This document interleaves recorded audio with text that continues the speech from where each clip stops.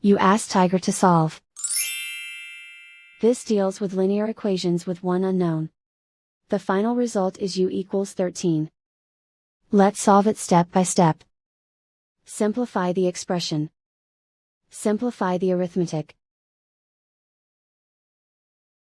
Group all constants on the right side of the equation. Add 65 to both sides. Simplify the arithmetic.